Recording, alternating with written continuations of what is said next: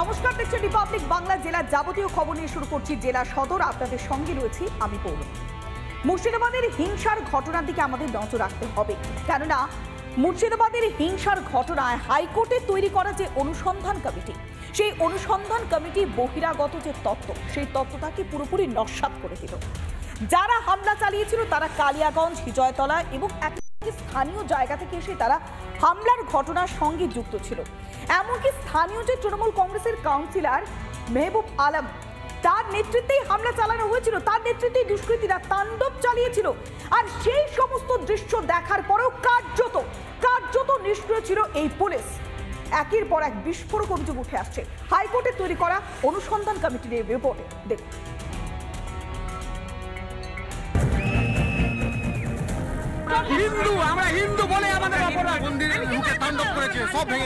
এখানে ছিল শিবলিঙ্গ, ভেঙে একেবারে তছনছ করে দিয়েছে, সমস্ত কিছু ভেঙে দিয়েছে।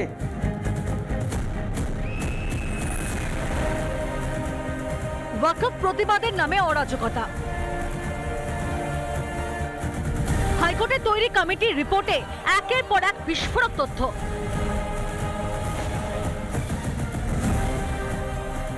রিপোর্টে বলা হয়েছে, ধুলিয়ানের তৃণমূল কাউন্সিলর মেহবুব আলমের নির্দেশে হামলা হয়। 11 এপ্রিল কাউন্সিলরের সঙ্গেই আসে দুষ্কৃতীরা। কাউন্সিলরের নাম মেহবুব আলম, আমার বাড়িতে কাউন্সিলর আর এগুলো ঘটনা ঘটেছে। প্রথম কথা, আমি তো গন্ডগোলের কাছেই ছিলাম না।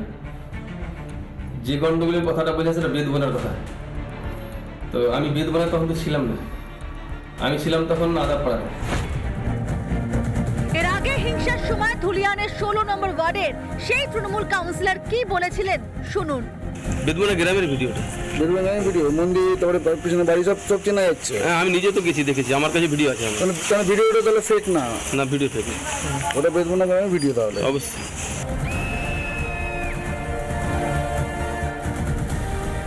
আর তার নেত্রী তিনি কি বলেছিলেন শুনবেন। বর্ডার এরিয়ায় বিএসএফ কাকে কাকে হাত করেছে এবং কিছু বাচ্চা ছেলেকে 5,000-6,000 টাকার বিনিময়ে ইট ছুড়িয়েছে, এটাও কিন্তু আমি খুঁজে বের করব। গ্রামবাসীরা স্পষ্টত জানিয়েছেন যে কোনো বহিরাগত নয়, দুষ্কৃতীরা এসেছিল পাশের অঞ্চল থেকেই, পাশের জায়গাগুলো থেকে তারা উপস্থিত হয়েছিল এই শামশেরগঞ্জ, মুর্শিদাবাদের মতন যে গ্রামগুলোতে সন্ত্রাস চালানো হয়েছিল সেই এলাকাগুলোতে।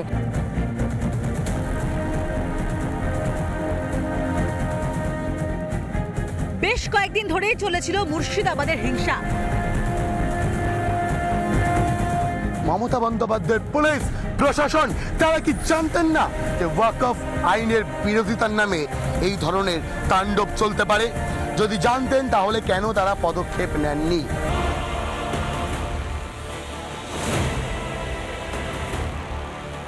রিপোর্ট বলছে পুলিশকে বারবার ফোন করেন আক্রান্তরা, ফোন পেয়েও উত্তর দেয়নি পুলিশ। গোটেই 4 ঘন্টা ধরে এখানে তাণ্ডব চলেছে। আমি বারবার প্রশাসনকে ফোন করেছি, অথচ প্রশাসন ফোন তুলেনি। পুলিশের যে গাফিলতি ছিল তা মানছেন মুর্শিদাবাদের তৃণমূল বিধায়ক হুমায়ুন কবির। এতগুলা লোককে অ্যাসেম্বল করতে দেওয়া, একসঙ্গে জড়ো হতে দেওয়া অনেক সময়ের ব্যাপার। যদি লোকাল থানাগুলা ইনিশিয়েটিভ নিয়ে নিজের থানা থেকে যে লোক মুভমেন্ট করে কোথাও যাচ্ছে সেটাকে যদি আটকাতো, অবস্ট্রাকশন করতো, তাহলে এত বড় ঘটনা ঘটতো না।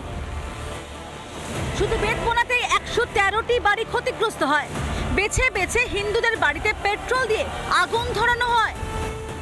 কি চলছিল সেই দিনগুলিতে একবার ফিরে দেখুন। বাড়ি তৈরি করার জন্য রেখেছিলেন টাকা, পুড়িয়ে ছাই করে দিল।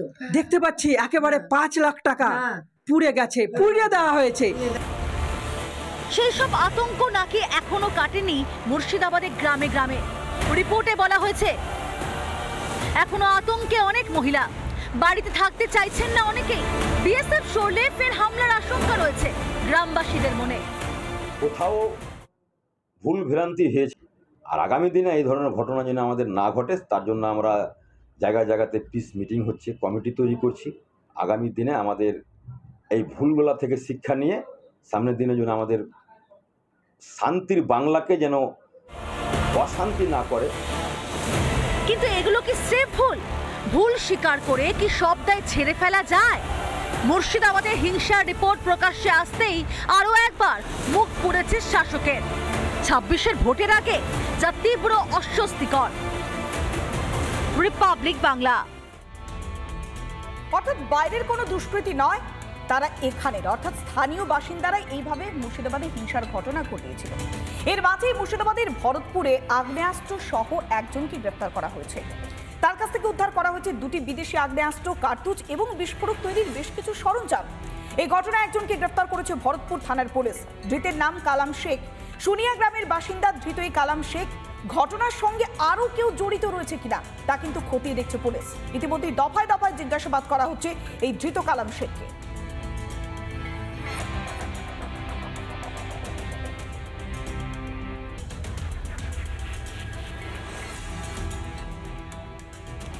জাতিগত শংসাপত্র অর্থাৎ কাস্ট সার্টিফিকেট, এবার সেখানেও জালিয়াতি, সেখানেও দুর্নীতির অভিযোগ, আর তার নিয়ে মামলা কিন্তু গড়িয়েছে হাইকোর্টে। আর এবার চাপের মধ্যে বাধ্য হয়ে ছয়খড়িয়ার যে গ্রাম পঞ্চায়েতের প্রধান, সেই গ্রাম পঞ্চায়েতের প্রধান তিনি বাধ্য হলেন ইস্তফা দিতে। দেখুন একবার। জাতি শংসাপত্র জাল, সেই জাল শংসাপত্র দিয়েই পঞ্চায়েতের প্রধান হওয়ার অভিযোগ। বিতর্ক, মামলা, সমালোচনা কিছুই বাদ নেই। চাপের মধ্যে এবার ইস্তফা দিলেন তৃণমূলের সেই পঞ্চায়েত প্রধান উমা ঘোষ।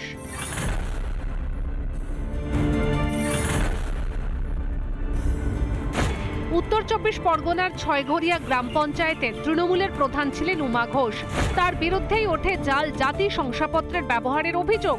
এ নিয়ে হাইকোর্টের দ্বারস্থ হয় অল ইন্ডিয়া মতুয়া মহাসংঘ বনগাঁ মহকুমা কমিটি। চাপান উত্তরের মধ্যেই এবার প্রধানের পদ থেকে ইস্তফা দিলেন উমা ঘোষ। আমার শরীর অসুস্থতার কারণে আমি ইস্তফা দিয়েছি। হ্যাঁ, দলকে জানিয়েছি এপ্রিলের 8 তারিখে। আর তাছাড়াও দলকে আমি দীর্ঘদিন ধরে ভুগছি, দলকে 3 মাস আগেও জানানো হয়েছে মৌখিকভাবে।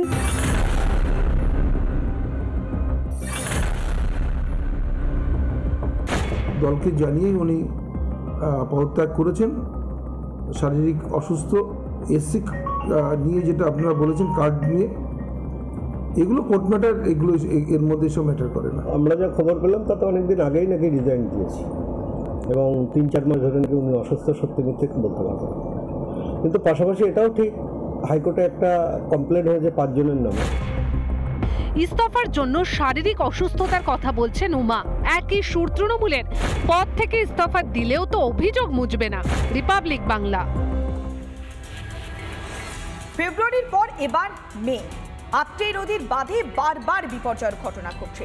এলাকার বাসিন্দারা অভিযোগ করছেন যে যেখানে কাজ হচ্ছে সেই কাজ ঠিকভাবে হচ্ছে না, তাই বারবার বাঁধ মেরামতি করতে গিয়েও বিশৃঙ্খলা তৈরি হচ্ছে। তবে এই বাঁধ নিয়ে একের পর এক বিতর্ক তৈরি হয়ে গিয়েছে। মমতা বন্দ্যোপাধ্যায়, রাজ্যের মুখ্যমন্ত্রী, রাজ্যের প্রশাসনিক প্রধান, তিনি এই ঘটনায় কেন্দ্রের ওপরে দায় চাপিয়েছেন। বাঁধ তৈরিতে দুর্নীতির জন্য এই পরিস্থিতি, একের পর এক অভিযোগ করছেন এলাকার বাসিন্দারা। আর বুধবার সেই গোটা ঘটনায় কেন্দ্রের উপরে দায় চাপালেন রাজ্যের মুখ্যমন্ত্রী মমতা বন্দ্যোপাধ্যায়। শুনুন একবার।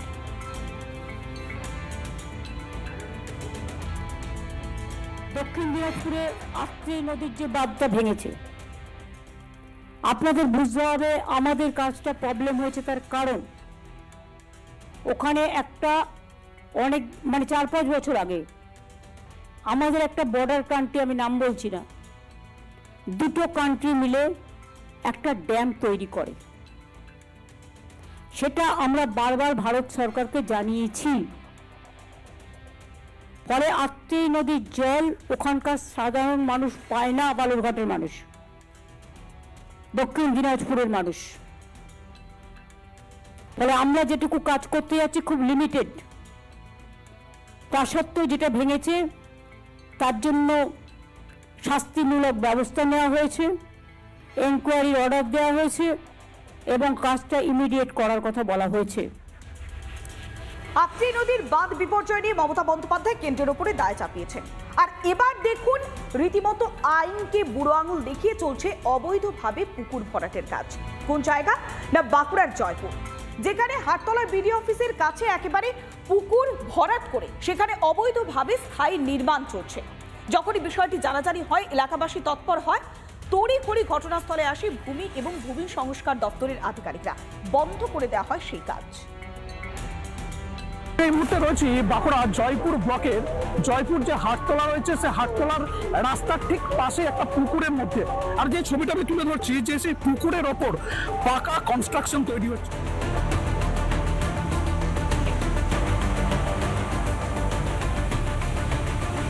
জলাশয় ভরাট যেখানে সম্পূর্ণভাবে আইনত বেআইনি, সেই জায়গাতে দিনের পর দিন দিনের বেলায় প্রকাশ্যে, অর্থাৎ জয়পুর বিডিও অফিস থেকে ঢিলছুড়া দূরত্বে কিন্তু এই কাজ হচ্ছে।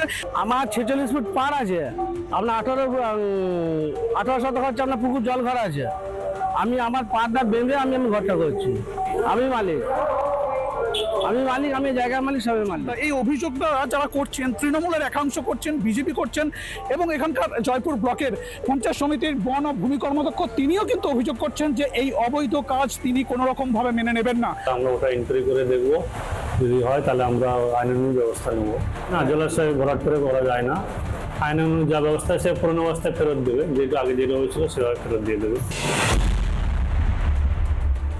ওনাকে বলেন কাজ বন্ধ রাখুন, আমরা এটা ইনকোয়ারি করে দেখি কী অবস্থায় আছে, তারপর আপনি কাজটা করবেন। পুরো বেআইনি। আমাদের নেতৃত্ব দিয়ে মমতা বন্দ্যোপাধ্যায় পরিষ্কার বলে যান, অন্যায়কে প্রশ্রয় দিয়ে যাবে না, কোনো পুকুর ভরাট করে বাড়ি করা যাবে না। মাটি মাফিয়া তৃণমূলের সম্পদ, তৃণমূল মিলনের মাফিয়াদের কাজ করছে। প্রশাসনের নাকের ডোগাতে পুকুর ভরাট হয়ে গেল, তারও কোনো গুরুত্ব নেই। কিন্তু কাজ বন্ধের নির্দেশ দিয়েছে জয়পুর বিএলআর। কিন্তু এই পুকুর ভরাট করে কিভাবে সম্ভব এই পাকা কনস্ট্রাকশন তৈরি, সেটাই কিন্তু সব থেকে বড় প্রশ্ন।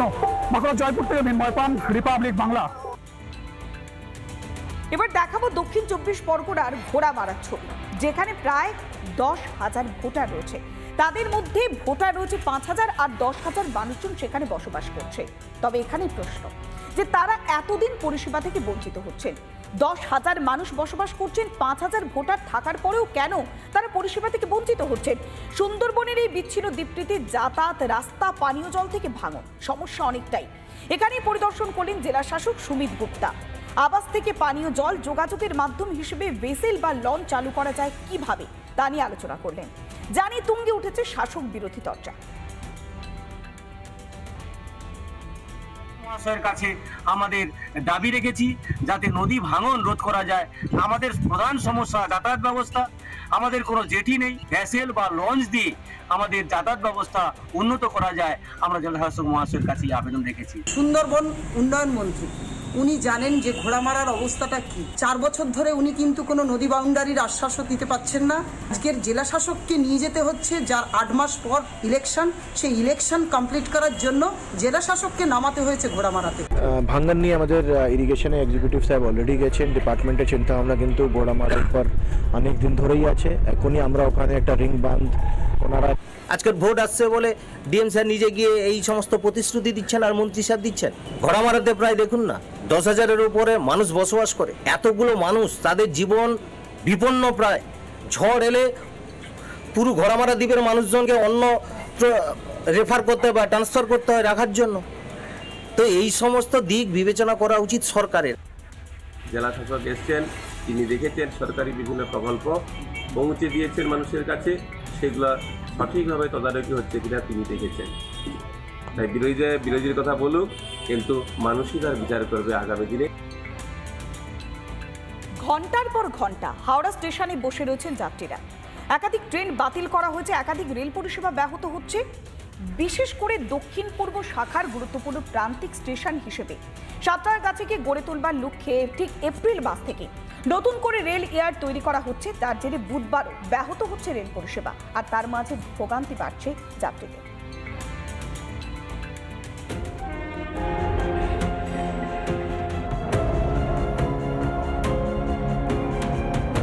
হাওড়া সাঁতরাগাছি দক্ষিণ পূর্ব রেলের প্যান্টোগ্রাফ এবং সিগন্যালিং ব্যবস্থার জন্য গতকাল থেকে প্রায় বেশ কিছু ট্রেন বাতিল করা হয়েছে। তার পরিবর্তে বেশ কিছু ট্রেনের শিডিউল বদল করা হয়েছে। দূরপাল্লার ট্রেন, সেই দূরপাল্লার ট্রেনের যে শিডিউল, সেই শিডিউলের টাইম পরিবর্তন করেছে। যাত্রীরা দীর্ঘক্ষণ ধরে তারা অপেক্ষা করে রয়েছে। দক্ষিণ পূর্ব রেল সাঁতরাগাছি রেল ইয়ার্ডকে ঢেলে সাজানোর সিদ্ধান্ত নিয়েছে। রেল লাইনের পাশাপাশি সিগন্যালিং সিস্টেমকে আরও উন্নত করার কাজ শুরু হয়।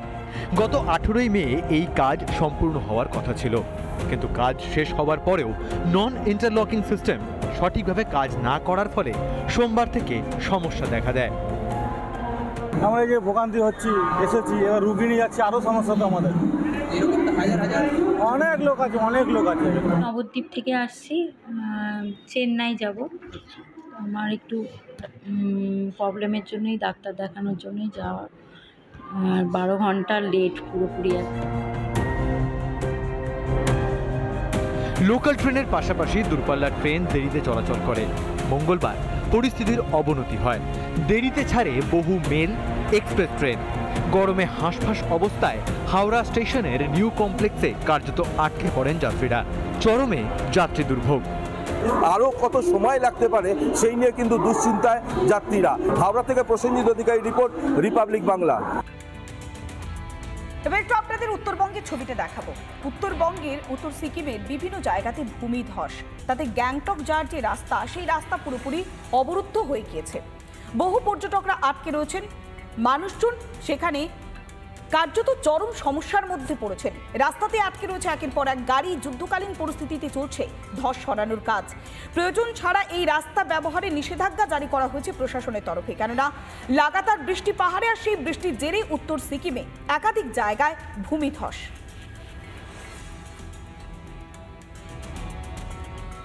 উত্তর সিকিমের ছবিটা দেখাচ্ছি, যেখানে লাগাতার ভারী বৃষ্টি, আর সেই ভারী বৃষ্টির জেরেই ভূমিধস।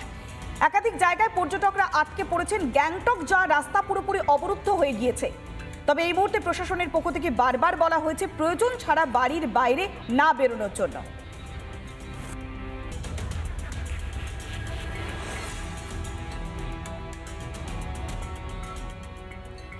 কালবৈশাখীর তাণ্ডব, আর সেই কালবৈশাখীর তাণ্ডবে বিঘার পর বিঘা জমির ফসল পুরোপুরি নষ্ট হয়ে গিয়েছে। একাধিক জায়গায় যেমন জমির ফসল নষ্ট হয়ে গিয়েছে, আবার কোথাও বা মানুষজন যে শস্য ক্ষেতগুলো রয়েছে সেখানে কালবৈশাখীর তাণ্ডবের ছবিটা স্পষ্ট হয়ে গিয়েছে। আর এই প্রাকৃতিক বিপর্যয়ের ছবিটা যখন সামনে আসছে মুর্শিদাবাদের বিভিন্ন জায়গাতে, তখন মাথায় হাত কৃষকদের।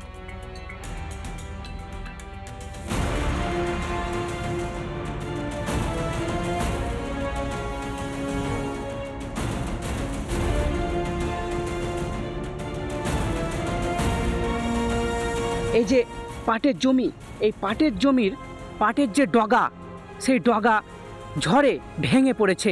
প্রচুর এইভাবে ডগা ভেঙে গিয়েছে এবং ব্যাপক ক্ষয়ক্ষতি হয়েছে। এই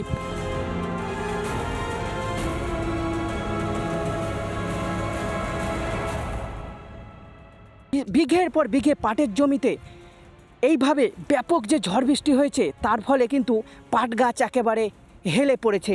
পাটের যে ডগা, এই যে ডগা, পাটের ডগা একেবারে ভেঙে পড়েছে, শুকিয়ে যাচ্ছে। কৃষকরা জানাচ্ছে একটু রোদ হলেই এই পাট গাছগুলো শুকিয়ে যাবে। আমাদের এগুলো তো এখন সবই নষ্ট হয়ে গেল, আর তো হবে না। এই যে এই ফাংনি, এখান থেকে ফাংনি নিয়ে নেবে, আমাদের তো কিছুই হবে না, এখন তুলে ফেলতে হবে। অর্ধেকও নাই, এ তো দেখতেই পাচ্ছেন সব। এগুলো কি করব এখন? গোটা মাঠে চাষিরা সবই।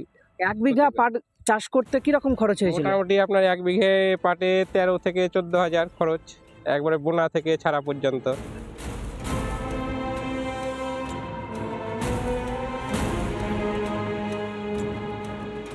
তারা এই যে ফসল, এই পাট চাষ করে তারা জীবিকা নির্ভর করে, কারণ পাট চাষ হচ্ছে অর্থকরী ফসল। কিন্তু এই বছর যেভাবে কালবৈশাখীর ঝড় হচ্ছে, তাতে তারা ব্যাপক সমস্যার মধ্যে পড়েছে। তাই তারা সরকারি সহায়তার আবেদন জানাচ্ছে। লাভ হবে না। আমাদের এই পাট ফসলটা হচ্ছে 3-4 মাসের ফসল। 3-4 মাস আমরা এই ফসল চাষ করে ঘরে কিছু টাকা ইনকাম করব ভেবে পাটটা বুনেছিলাম, কিন্তু প্রচুর লোকসান হয়ে গেল আমাদের।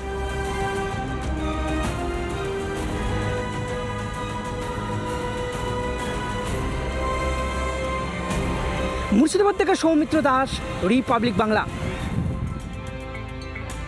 মুর্শিদাবাদের সাগরদিঘিতে বিঘার পর বিঘা পাটের জমি নষ্ট হচ্ছে। এর মাঝে দামাল দাঁতালের তাণ্ডব। শিলিগুড়িতে নকশালবাড়ি এলাকায় দামাল দাঁতালের তাণ্ডবে মানুষজনের ত্রাহি ত্রাহি দশা। একবারে জঙ্গল ছেড়ে লোকালয়ে এসেছে দামাল দাঁতালের দল। তারা খাদ্যের সন্ধানে এসেছে এমনটাই কিন্তু প্রাথমিকভাবে অনুমান করা হচ্ছে। স্থানীয় বাসিন্দারা তারা বন দপ্তরে খবর দিয়েছে, তড়িঘড়ি ঘটনাস্থলে আসেন বন দপ্তরের আধিকারিকরা। এরপরেই গোটা এলাকাকে মুড়ে ফেলা হয়। নিরাপত্তা চাদরে নজর রাখা হচ্ছে হাতির দলের ওপরে। সেই ছবি দেখাচ্ছি, নকশাল বাড়ির ছবি, একেবারে দামাল দাঁতালের তাণ্ডব। জঙ্গল ছেড়ে লোকালয়ে ঢুকে পড়ে হাতির দল। তড়িঘড়ি স্থানীয়রা খবর দেয় বন দপ্তরে। খবর পেয়ে বনকর্মীরা ঘটনাস্থলে পৌঁছায়। গোটা এলাকা মুড়ে ফেলা হয়েছে, নজর রাখা হয়েছে হাতির দলের ওপরে।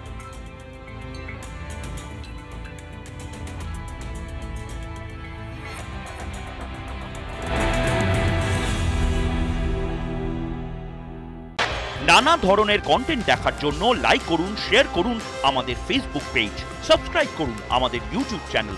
পাশাপাশি অন্যান্য ব্রেকিং নিউজের জন্য অবশ্যই চোখ রাখুন রিপাবলিক বাংলায়।